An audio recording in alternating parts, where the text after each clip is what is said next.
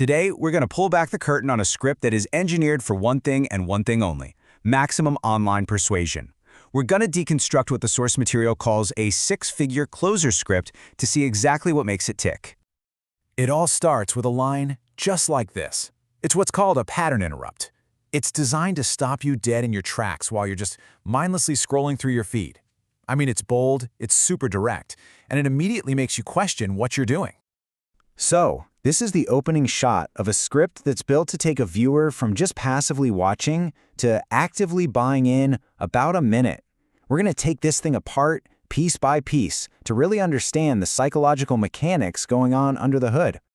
So, how does it actually work? Well, it's not random at all.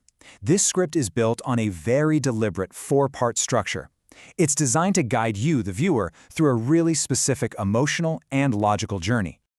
And here it is. This is the roadmap for that journey. It kicks off with the hook to grab your attention. Then it moves into problem and proof to build a connection. After that, it creates a psychological shift in how you're thinking. And finally, it drives you to action with the close. We're going to break down every single one. Okay, so let's zoom in on those first 5 seconds. In the world of short-form video, this is the most critical moment. It's make or break. If you don't capture someone's attention right here, you've lost them for good. So right after that initial stop posting, the script just drops this bombshell. This is a classic technique. It's designed to create what's called an information gap. Your brain immediately goes, wait, what is that one thing? It creates this intense curiosity that makes it really, really hard to just scroll away.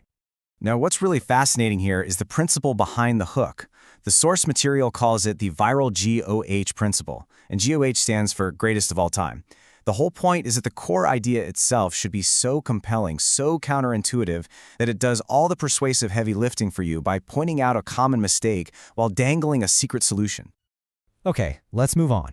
Once the script has your attention, it needs to deepen the connection. It has to build rapport, and it does that by showing it completely understands a struggle you're probably facing. And here you see that pivot in action. The script calls out a super common strategy, posting how-to tutorials, and basically reframes it as desperate and totally ineffective. Then it contrasts that with the right way, which is all about leading with curiosity to get around what it calls buyer resistance. So, what's really essential here is the pivot away from teaching and towards showing. The script is arguing that you don't need some huge, life-changing result to be persuasive. Instead, it's all about showing these small, consistent, tangible proofs of success. That tiny notification, the script claims that can be way more powerful than a long tutorial. And this all ties back to a core sales tactic, right? Before you even hint at your solution, you have to connect with the problem. By acknowledging that frustration of posting content and just getting crickets, or feeling that buyer resistance, the script builds empathy. It makes you, the viewer, feel like, okay, this person gets me. All right, so we've been hooked. Our problem has been validated. Now the script needs to introduce its core philosophy. This is the big idea that's going to reframe how you see the entire problem.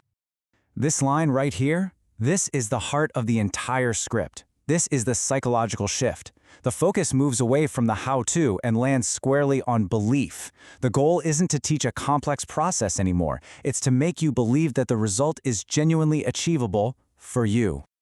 So, to build that belief, the script introduces these 4 pillars of what it calls human content psychology. You've got creating a conversational flow, finding the gold in every lead, being like a chameleon, and matching their buying motivators. All of these are about deep adaptation and connection. It's about speaking the customer's language, not just your own. And finally, we get to the close. All the groundwork has been laid. Now it's time to translate all that attention and all that belief into a real, concrete action. Let's break down exactly how it pulls it off. You can feel the tone change here, right? It becomes so much more assertive, projecting what the source calls absolute certainty. It uses these commanding phrases like, you want this, then you need this. The whole goal is to remove any doubt and frame the call to action as the only logical next step. And here's the really clever part. It doesn't just ask for this sale. It closes with this really empowering idea, this maxim. The script reframes the whole decision not as a simple purchase, but as an act of personal resilience. It ties the action of getting the manual to your identity as someone who doesn't quit. And yeah, this slide just captures that final sequence perfectly. It's a clean, simple, 3-part structure. First, you state the offer. Then you deliver that core maxim. And finally, you give a simple direct command. Go get the manual. There's no room for confusion. So after taking this entire script apart, what's the big picture here? Let's distill it all down and look at the key takeaways from this playbook on modern digital persuasion. It all boils down to this 5-step playbook. 1. Hook 'em with a bold problem. 2. Build rapport by tapping into their pain. 3. Show proof. Don't just explain the process. 4. Shift their belief to what's actually possible for them. And 5. Close with absolute certainty and an empowering message. Now that you know the formula, you're going to start seeing it everywhere. And you know, that leaves us with one final thought. Understanding these techniques is an incredibly powerful tool. It gives you insight into how messages are crafted to influence you every single day. But it also raises a really important question. When we use these tools, where do we draw the line between effective communication and outright manipulation? Definitely something to think about.